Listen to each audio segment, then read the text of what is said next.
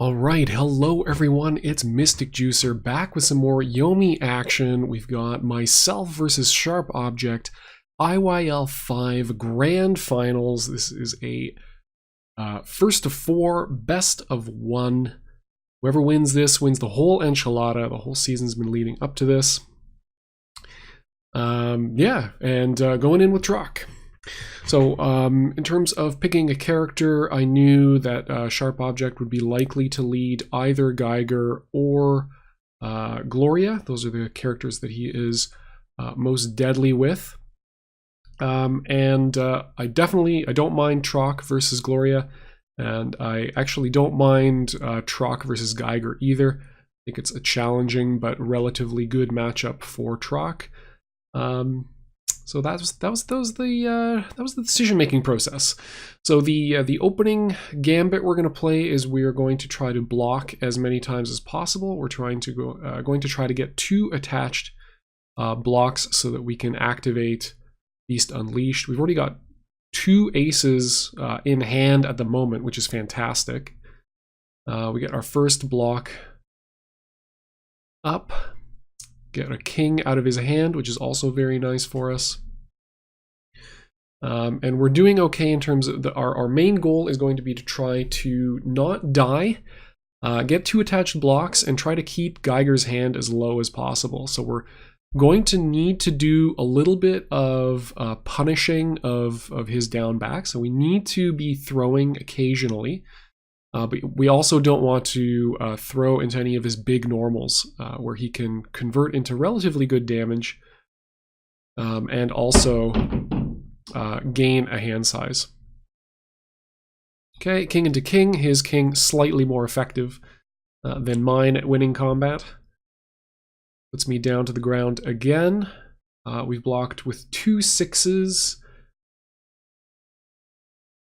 We're going to go ahead and block odd because the odds are very good that he's going to hit us with an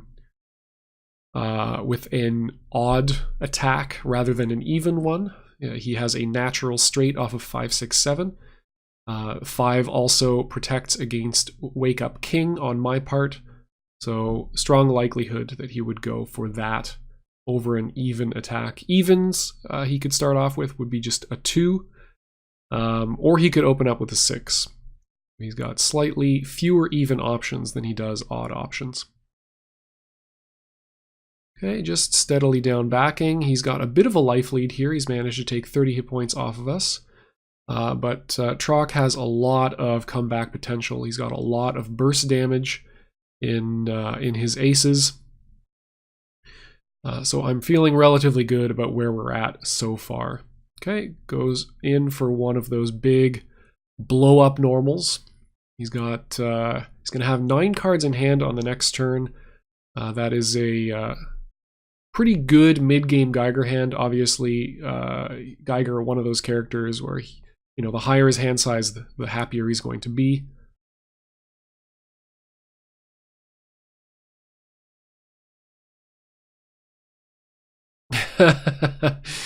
Yeah, fantasy strike action. There we go. We get our dodge off. Yeah, no face down because this is completely silent. So really no expectation that I would have Beast Unleashed so soon. But hey, that's the glory of 3 ace supers, is you have them more often than you would actually think. Okay, so now that we've hit him with that, we're in the driver's seat. We have the ability to go on the offensive here. We can intimidate him with the fact that we've got an 11 card hand and can just go back to blocking. Or we can start chasing his blocks because now he has to make something happen. He's got to gather the resources he needs to be able to assemble enough damage to put it into our face and end the game. So he goes down to blocks. I put him to 30 hit points.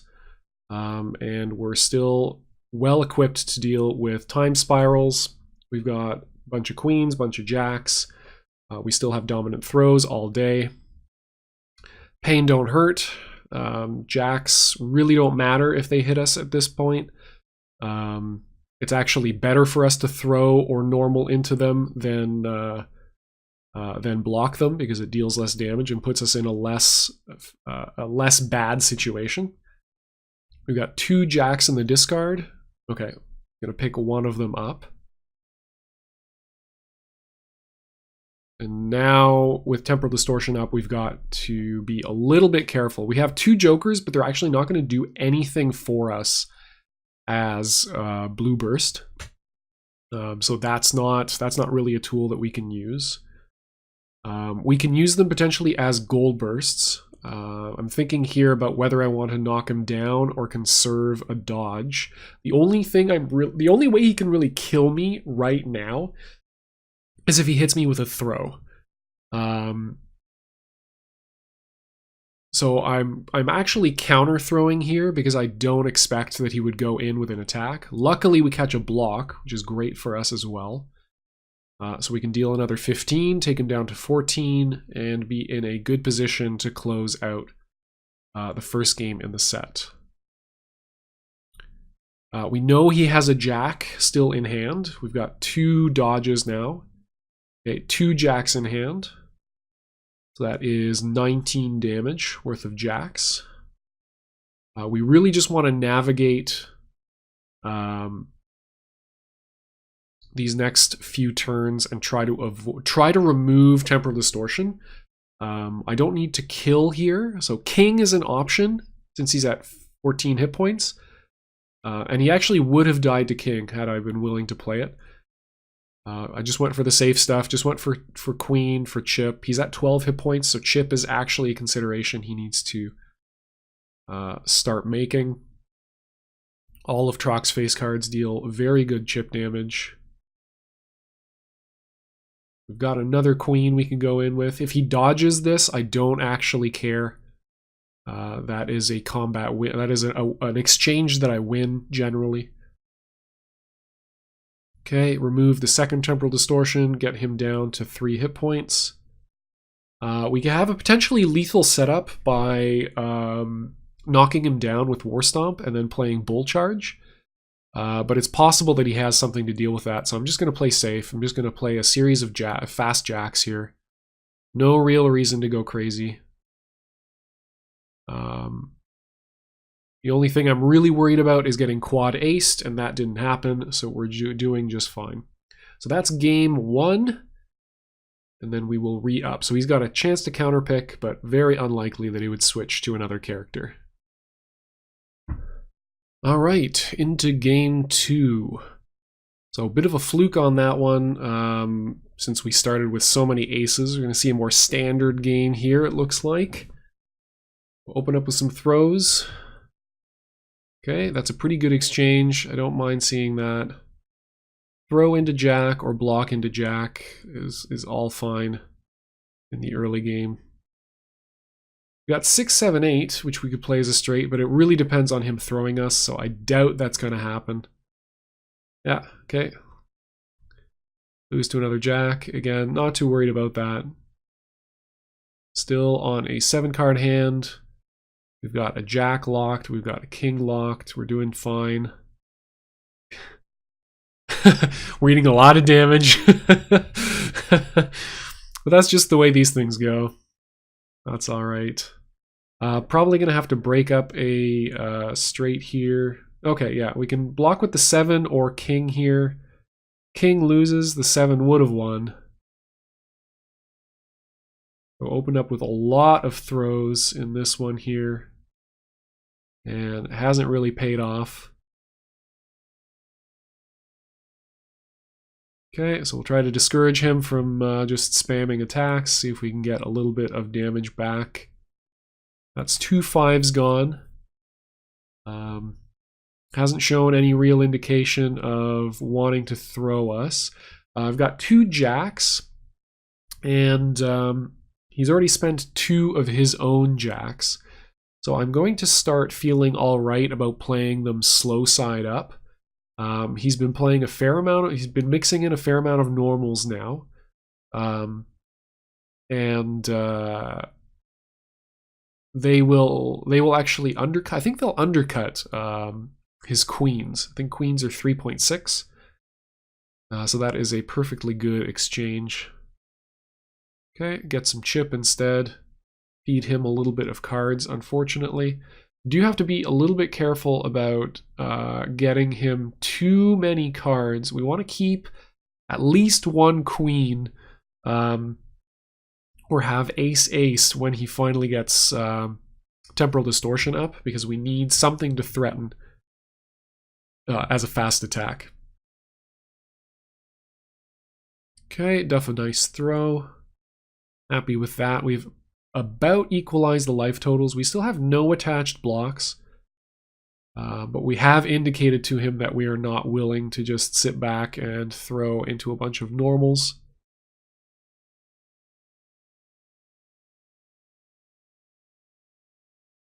So we'll try to hit him with just a series of fast attacks here.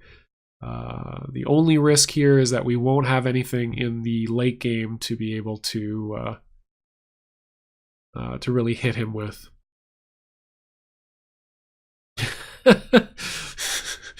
So GTG is 5ek, I believe. Okay, there we go. Powers up for a single ace. Have to expect that there's probably more behind this. Have to wait, see if we see a temporal distortion go up.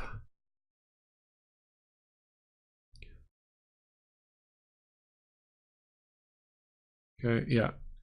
So the I suspect, I was hoping that the reason that he powered up was just to get a little bit more space and continue kind of opening up a possibility of playing either throws or normals, or actually throws in particular, right? I'm gonna try to turtle up, and then he's gonna beat those blocks with throws.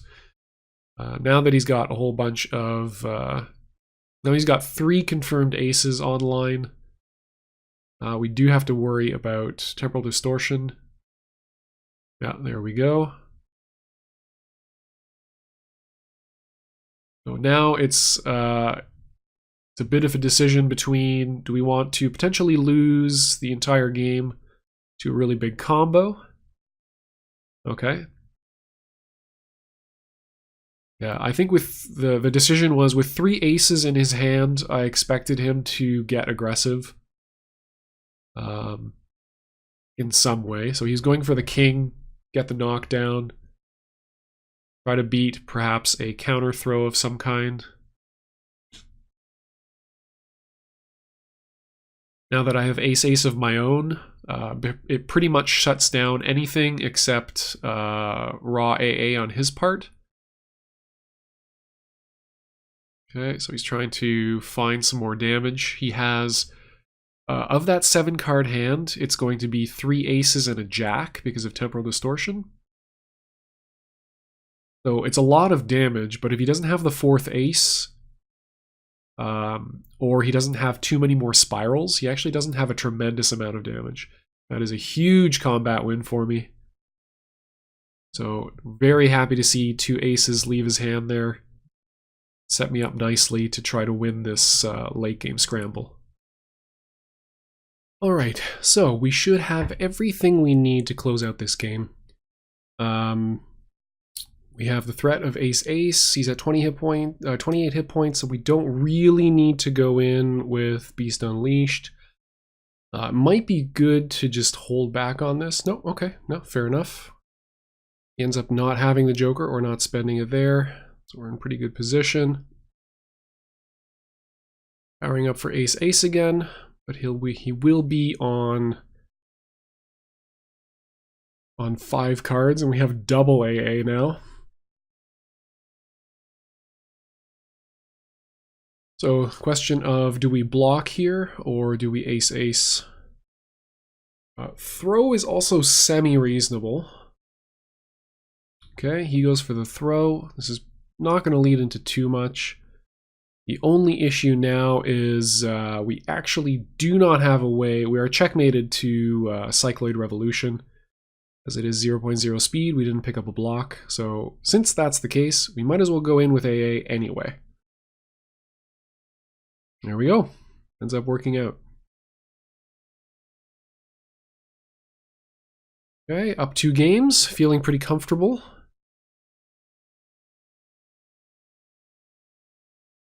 Immediate rematch from Sharp Object. Always nice to have the crowd on your side, of course. We have 4, 5, 6.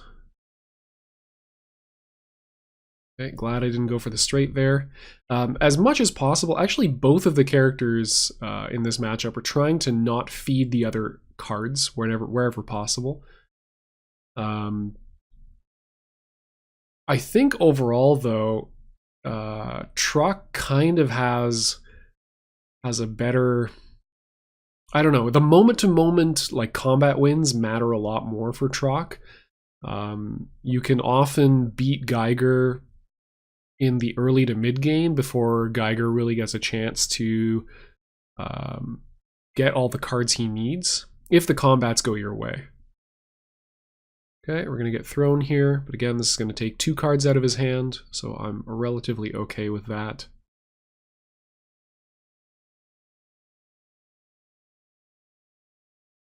And if he decides to follow up, be even more cards gone.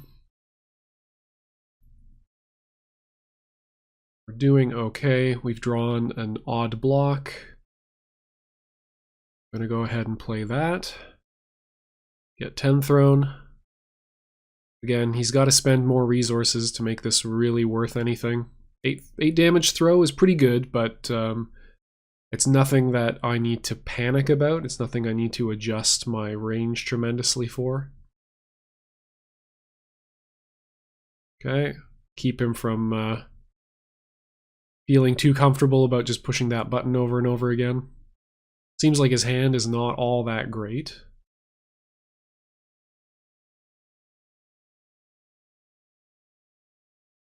If we can land a king. There we go, 3rd straight 10 in a row, wow.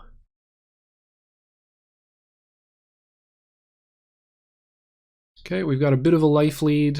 Life totals are not significantly important there. We're still at the stage of the game where he is trying to assemble a hand, and I am trying to assemble 2 attached blocks. Okay, there we go, we get hit with the 7. Yeah, king into king is the classic, and he called me out for it. Okay, 7 into king is pretty good damage. Card neutral damage as well, which is important. The fact that he played the 7 there instead of a 6 tells me I can probably block odd with relative security. There's no real reason to prefer to play the 7 instead of the 6. 7 does get undercut by out of nowhere 6 attack.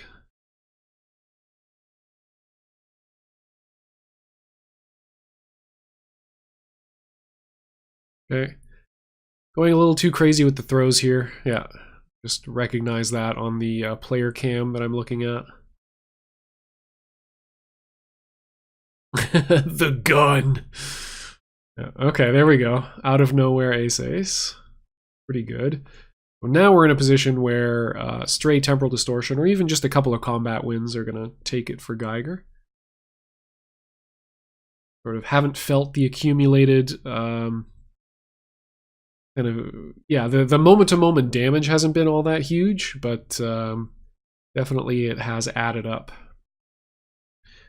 Can't stop, won't stop. At this particular stage of the game, throwing into the jack instead of blocking it is actually much better.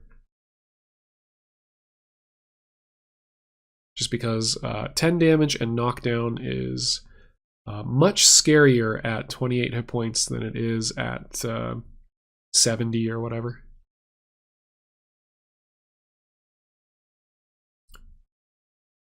Okay, R&D for, I think, something like 4 cards. Yeah, 4 cards. So the threat after R&D is always king or throw, essentially. So I'm going to go ahead and knock him down so we don't get a potential dodge here.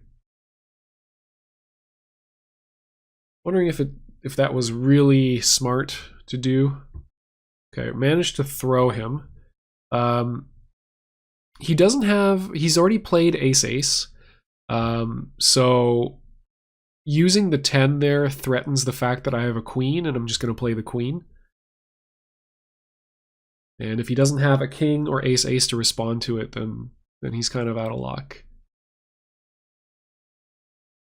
I really disagree with the with the slow side of Jack there. That was pretty weird, considering I know he has a Jack in hand. Okay, we have ace-ace. We pick up another Jack. So we should definitely play ace-ace first to preserve the threat of the Jack. Okay, nice gold burst.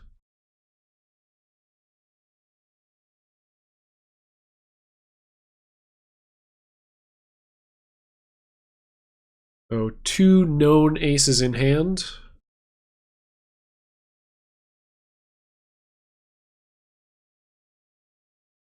Could be in a tough spot here. War stomping here could be good. Do pick up another block. We still have a dodge.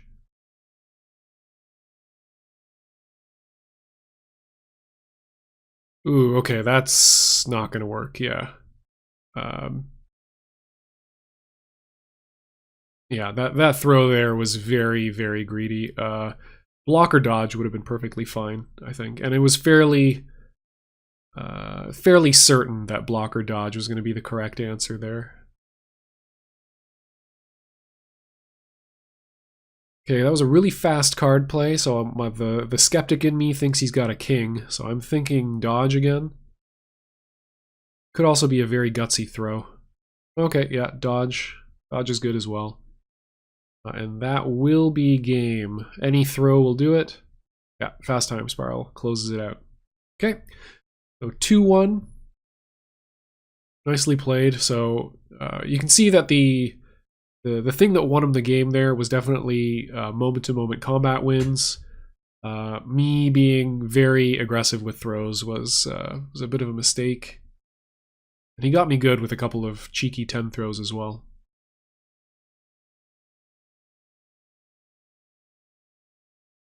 Okay, fairly standard opening Trock hand.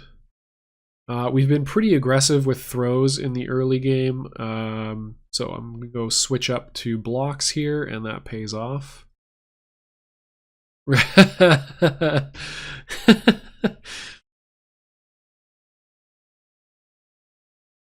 Okay, 1 attached block, which is further than we ever got in the last game, I think. Go ahead and try for a second one. Okay, he goes back to blocking.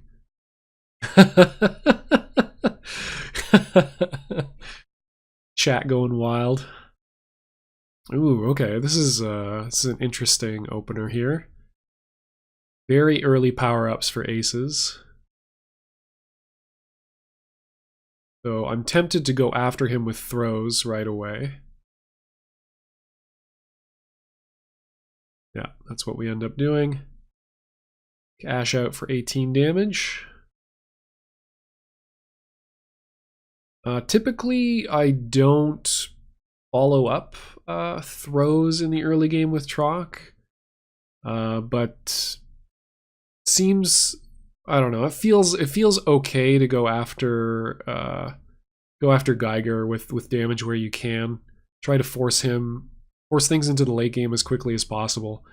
I'm not playing with a very low hand in any case. Oh, this is good. Might be able to get some value out of a gold burst here. Okay, just keep him to 6 damage, that's fine too. Jokers are not extremely valuable against Geiger, I feel.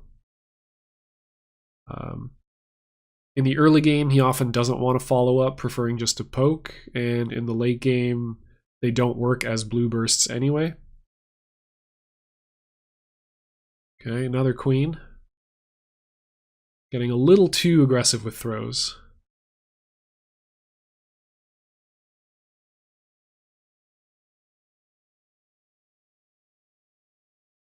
Okay, queen into king.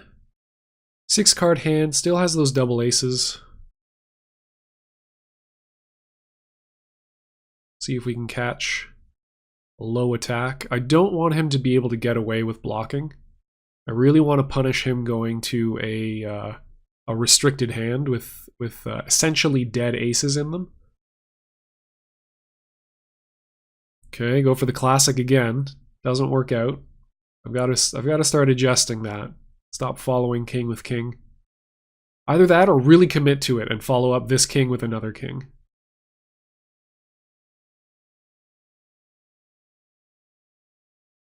I'm thinking about it. The more kings you spend in a row, the more effective they become, is the rule. Okay, no, that's not the rule, it turns out. Okay, bluff again. He's not interested in actually spending the aces. Maybe looking to accumulate a few more of them.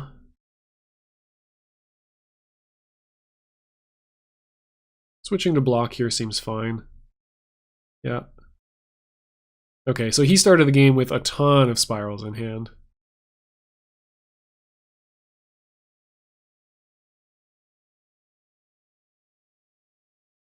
Wow, into temporal distortion. Okay. That's a pretty big tell. So no other throws is what that tells me. I should feel pretty comfortable. He's spent 3 6s, so I should be pretty comfortable blocking with 3 here. Or it's a very, very hard value trap for a 2 attack here. But I think 3 overall is the safer course of action. Yeah, there we go. Get the exact C block.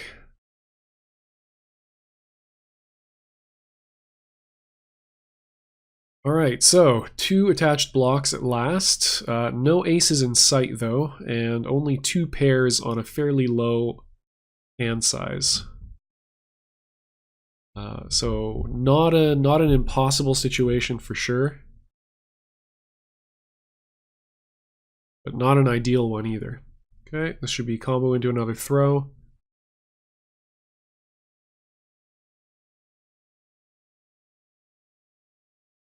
Okay, R&D instead this time. At 29, so aces will kill here.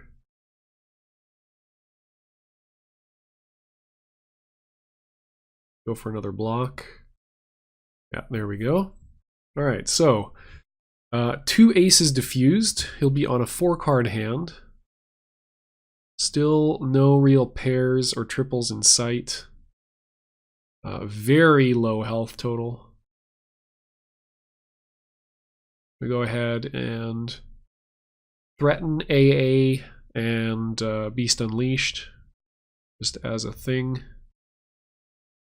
And then immediately dodge to make the threat real. Okay, so now he thinks we have Beast Unleashed in hand. The immediate block on his part is a pretty good indicator that he doesn't have a joker. Because if you had the joker, you would play attacks, right? If you're really convinced that I had Beast Unleashed, you would play an attack. You would be completely safe from Beast Unleashed. If I play it raw, you beat the attack, you beat the throw. If I dodge, you have a joker to defend yourself. Okay. Still not quite at 45. Get another ace. That's pretty good.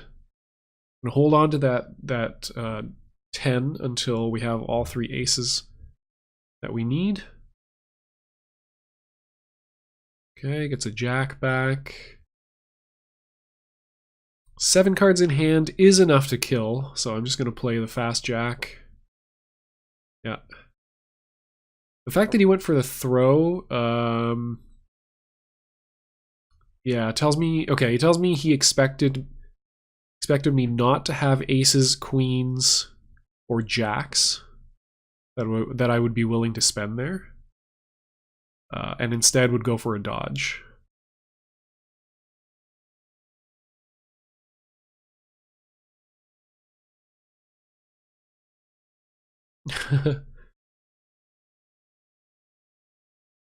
Yeah, well, yeah, okay. No, the fact that he went for a throw means that he doesn't have a Joker for sure. So if he thinks I have Beast Unleashed, it means he doesn't have a Joker. I don't like the dodge there. I'm a little questioning of that as well. Yeah, that's really unfortunate, and that's probably going to kill. Yeah, I just played it face up there, went for the king. Going for Eagle Totem there is a bit questionable, I think.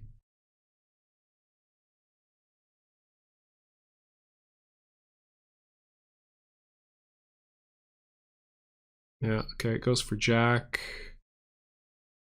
Doesn't have Temporal Distortion, but this is rapidly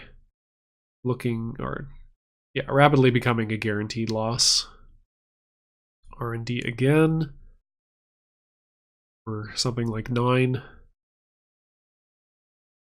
Or 7, I guess.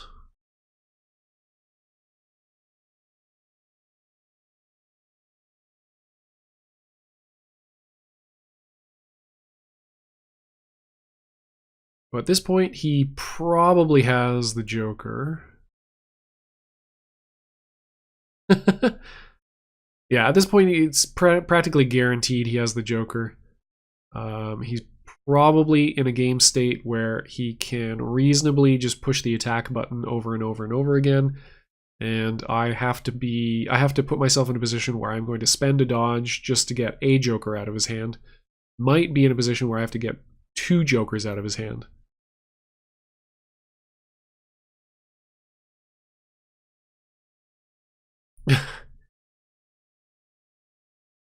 Okay, there's the dodge, and that's going to close things out. Yeah. Okay, so evened up, 2 games to 2. Nicely played on his part.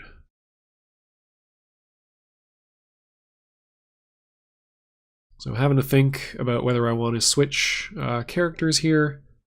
I will end up going back to Troc, and the reasoning is the same. So if I switch to Oni, I'm going to have to deal with Gloria. I don't particularly like the Onimaru-Gloria matchup. It's not one I've had that much experience with, especially compared to Troc versus Geiger.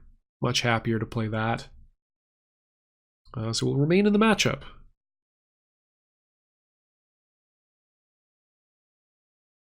Ooh, really surprised I'm going for a 6 instead of a 5. That is feeding Sharp Object some cards. Not an ideal state to be in, for sure. Okay. Undercut the queen there. I guess it is the same speed. Yeah, 3.4 versus 3.4.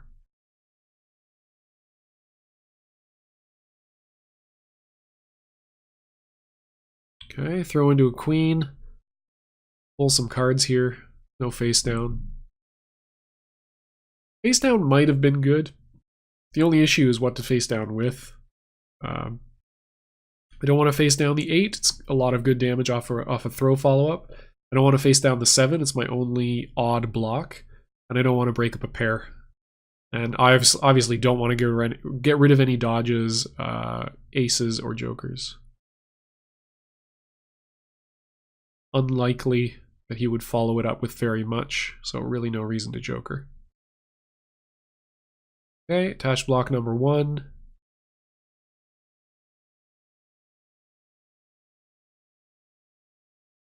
Get another pair, that's good.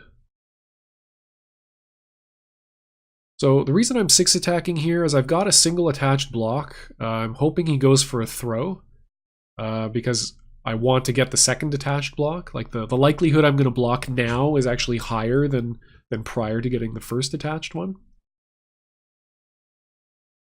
Because as soon as that second attached block is up, it's go time. Okay, block. He's at a large hand size, much larger than he's been in most of the games in this set. So not an ideal game state for sure.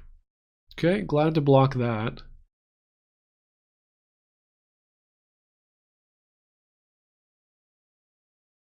Gotta follow this up with a throw, and then maybe something. Okay. So he might have a king. If he had two, he might spend one there just to tag on some additional damage. Immediate power up, double ace.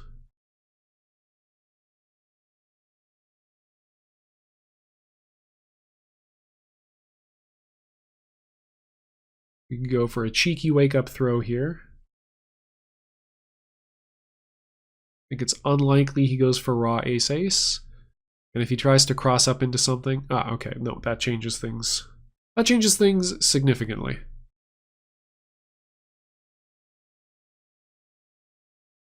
So now this is a very scary position. He's just shown us he's got ace ace. He's got a 9-card hand. We're just going to play relatively safe stuff. The only thing that beats that is ace ace. If he's got all 4 aces, I've got joker for backup. I don't feel too bad about taking 20. So defuse the threat of temporal distortion.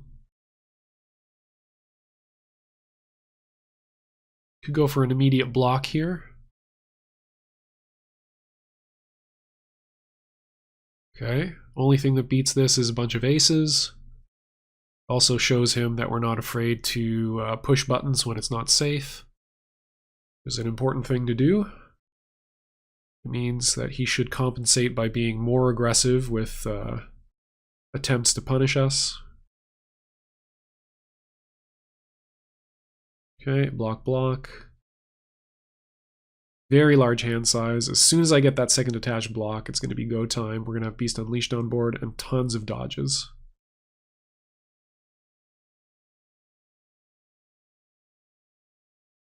Okay, neither player wanting to approach the other. I don't really have any of my neutral spacing tools. I don't have any queens. I don't have any jacks. The dodge here is odd. Ugh, the ace-ace here is also odd. Why would I do that? Okay, I guess the reasoning is I've got so many cards in hand and so many potential pairs that I'm not that far away from just getting a bunch of aces again. I really just want the attached blocks. Okay, dodge, dodge. Surprised I'm not seeing blocks here.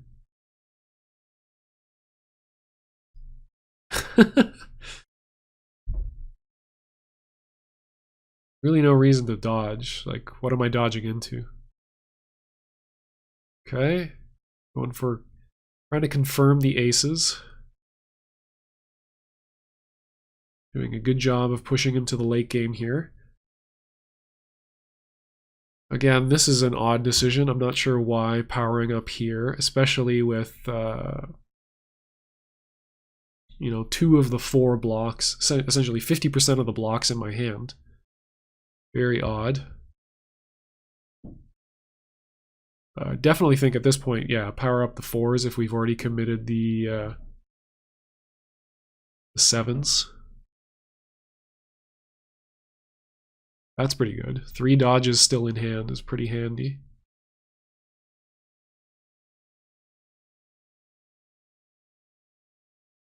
Guess this is just to force him into a position where he has to, where he can't dodge. Not sure how necessary that is. Okay, gets snagged by the 10 throw. He doesn't have temporal distortion, so I don't really care about the follow-up here. It can't be that bad. He can't throw into ace-ace, so it's got to be something like queen 7 or 6-7, or he just knocks down. Yep, just takes the 8 damage and knockdown. Okay with that. No odd blocks. Yeah, that's too bad. Cross up 7 doing work. Immediate blue burst attempt. Yep. So I've been pretty face up in my blue burst usage. I can definitely think to exploit that in later stages of the game, or later stages of the set, I should say. You should now have me pegged as someone who blue bursts in advantageous situations. So it's like, okay, you have a bunch of aces, I'm going to blue burst your cross up. There we go. Get the aces for free.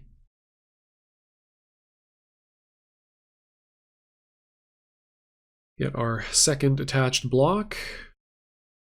We can power up the 5s, get Beast Unleashed on board.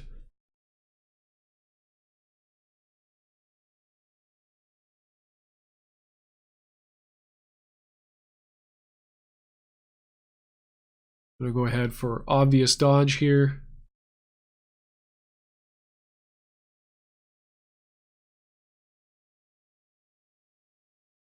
Joker is pretty face up, yeah. Can't risk it.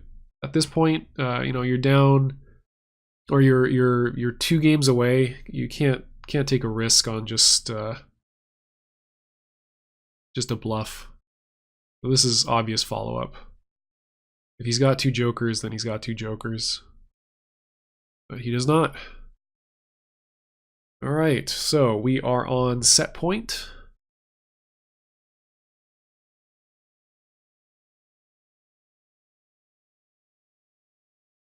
Got to win 2, we've got to win 1. A lot of dodges in the opening hand. Got a king. I don't know. I'm kind of mad that that 5 attack worked. It's like, why would I king? I haven't king thrown first turn ever. Why would you do that? But I have thrown. I have thrown a fairly high percentage of turn 1. So yeah, that's a reasonable combat reveal. If you're gonna attack, why not 5 attack? Luckily, I didn't have the second king, so I couldn't get hit by the second 5.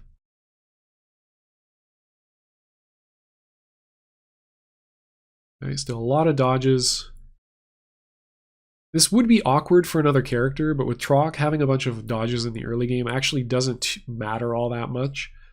I still have, you know, I can still block, I can still throw with no follow-up for good damage. I can play any face cards I draw, so it doesn't really matter all that much. Ooh, that is a very, very thirsty burst. I think it makes sense given my behavior in the last 2 games of this set. I've been very throw heavy in the early games. And that's the kind of overreaction you can sometimes get as a result of that style of play. If you're, you know, if your opponent is thinking, okay, well, he's been acting like a goon this whole time. Let me just punish that and do some damage. Okay, we have 3 jacks now. That's very tempting to save for power-ups. So I would rather play block king here. Yeah, it's like a 50-50 between block and king. Go, we get the king throw. Deal some nice damage. I'm going to wait until I get a first ace or another card to power up. You go for normal throw. Get punished big with queen. He's only got 7 remaining cards in hand though, so I'm not too worried about what this could be. Okay, that is a fair amount of damage, 23.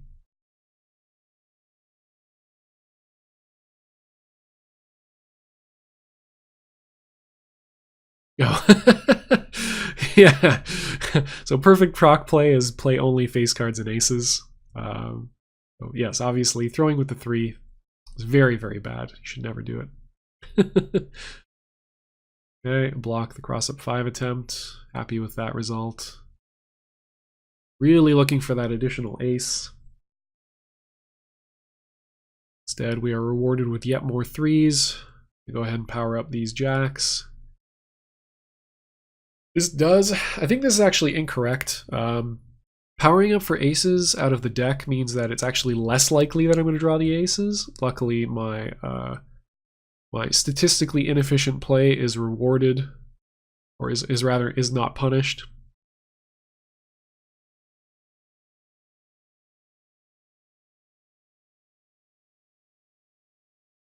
Okay, he's on very low hand size, so I'm just going to throw this.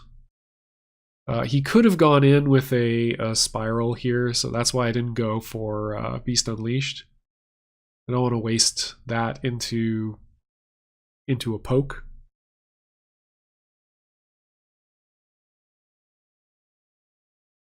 Still at 54, so it's not lethal if I hit with Beast Unleashed, which is why I'm readying the 2-throw. Just going to wait for him to play something, because sometimes you need to take some extra time, sometimes you just want to wait until they commit to something. Okay, all these blocks with 2 powered up aces pretty much tells me he's got no joker. And the reason that's the case is if you don't have a joker, then blocking forces the person with the super throw to play the highest risk route in order to hit with it. So you have to play the super raw to hit a block.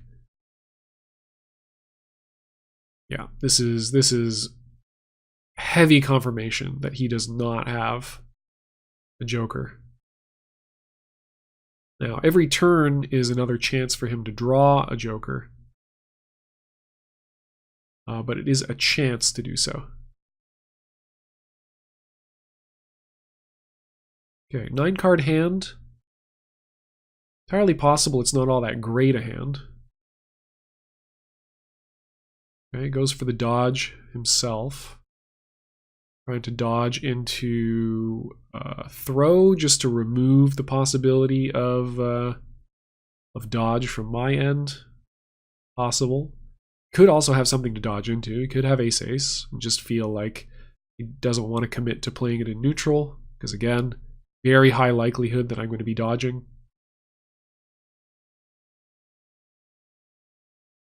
And the other nice thing about starting with this many dodges in hand is that we can spend them pretty freely, and we still have some left. And every time we spend a dodge and it doesn't work, means that the next dodge we spend is going to be that much more likely to work, because the odds that we have one are going to decrease. Right? So he's going to feel safer and safer about playing an attack without joker backup.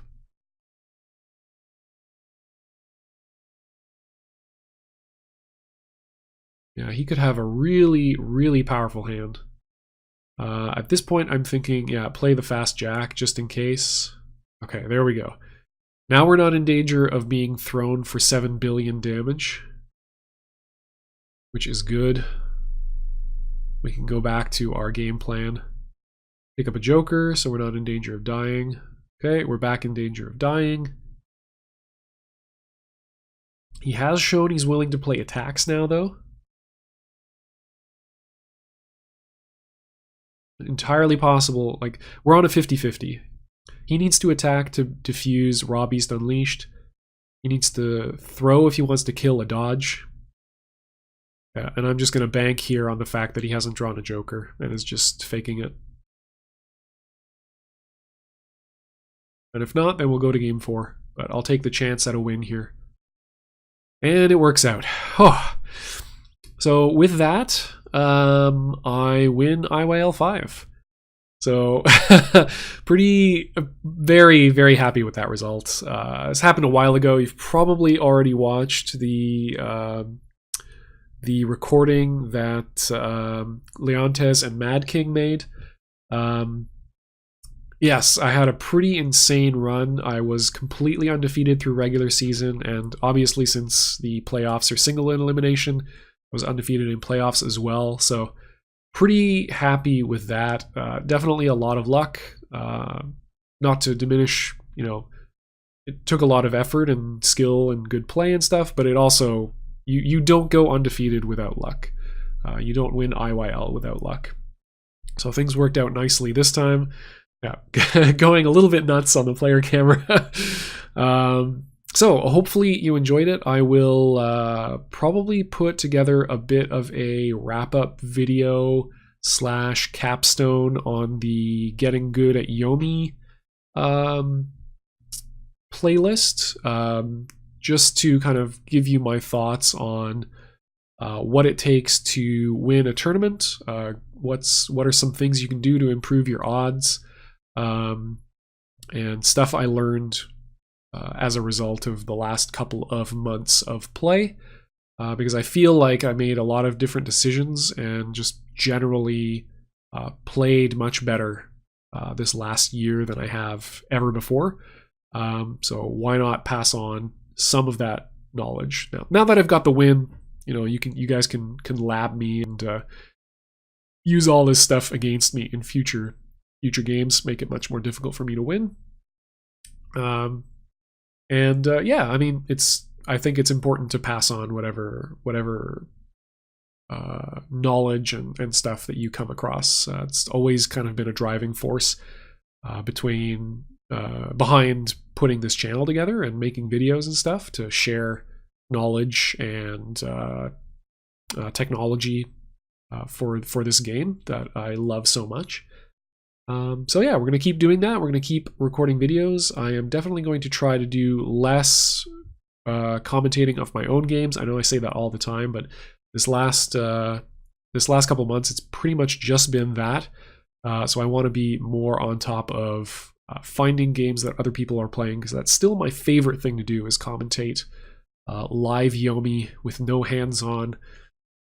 So we're playing Yomi along with everybody else. In any case, I've rambled on way too long here at the end of the video. Thank you all for watching. GG's to my opponent, sharpobject. Congratulations on second place finish. That is nothing to be ashamed about. Coming in second in IYL is huge. There are a ton of entrants. There's pool play, and then you've got the single elim playoffs. So no slouch there. Thank you again. I'm just going to cut it off there. Thanks everybody for watching, and until next time, enjoy yourself some Yomi. Cheers.